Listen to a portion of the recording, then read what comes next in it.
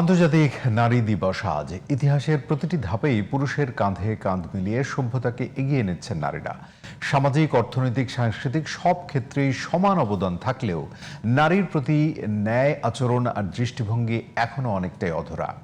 পারিবারিক নির্যাতনের পাশাপাশি নারী ও শিশুদের যৌন হয়রানির শিকার হওয়ার ঘটনা ঘটছে নিয়মিত। নারীর স্বাধীনতা নিয়ে আলোচনার ফাঁকে নিরাপত্তার ইস্যুটি ধামাচাপা পড়ে যাচ্ছে হরহামেশাই। বিশেষজ্ঞরা বলছেন, যৌন হয়রানি সহ নানা ভোগান্তি রোধে নারীর পাশে থাকতে হবে পরিবার, সমাজ এবং রাষ্ট্রকে। জান্নাতুল ফেরদৌসী রিপোর্ট।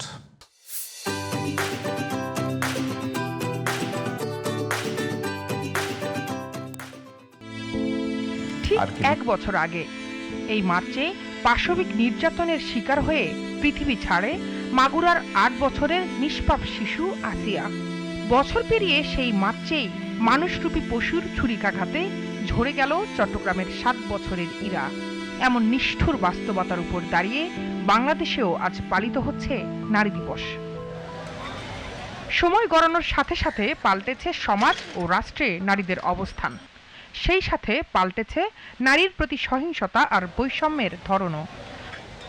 গত 25 ফেব্রুয়ারি নরসিংদীতে সৎ বাবার সহযোগিতায় এক কিশোরীকে তুলে নিয়ে সংঘবদ্ধ ধর্ষণের পর তাকে হত্যা করে নূর মোহাম্মদ নূরা ও তার সঙ্গীরা।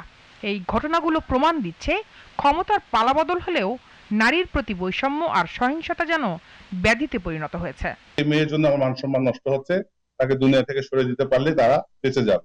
নারীর প্রতি সহিংসতা নিয়ে সমাজের অসচেতনতা আর নির্লিপ্ত আচরণের কারণে সুযোগ সন্ধানীরা অনেক বেশি সক্রিয় হয়ে উঠছে বলে মন্তব্য বিশ্লেষকদের। নারীকে নারীর প্রাপ্য, তার মর্যাদা এখন যথাযথভাবে প্রতিফলন করানোর সময় এসছে এবং আমরা আশা করব নতুন সরকার, নতুন পার্লামেন্ট, নতুন বিচার বিভাগ যেটুই এসছে, রাষ্ট্রের যতগুলো অঙ্গ সবগুলাই নারী বান্ধব সমাজ করতে এগিয়ে আসবে।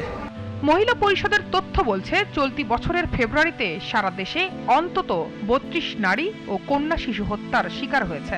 তাদের মধ্যে 9 জনের বয়স 18 বছরের নিচে। এছাড়া নির্যাতনের শিকার হয়েছে 73টি কন্যা শিশু ও 110 জন নারী।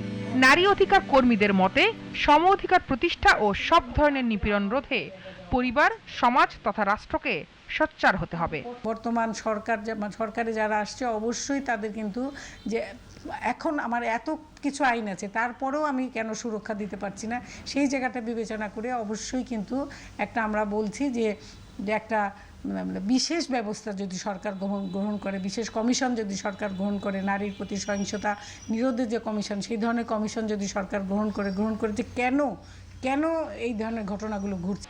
নারী নেত্রীদের প্রত্যাশা, দেশের প্রেক্ষাপটে বৈষম্য ভুলে নারীকে যথাযথ মর্যাদা ও নিরাপত্তা দিতে সবার আগে আইনের বাস্তবায়নই হোক নারী দিবসের অঙ্গীকার। জান্নাতুল ফেরদৌসী, জিটিভি নিউজ, ঢাকা।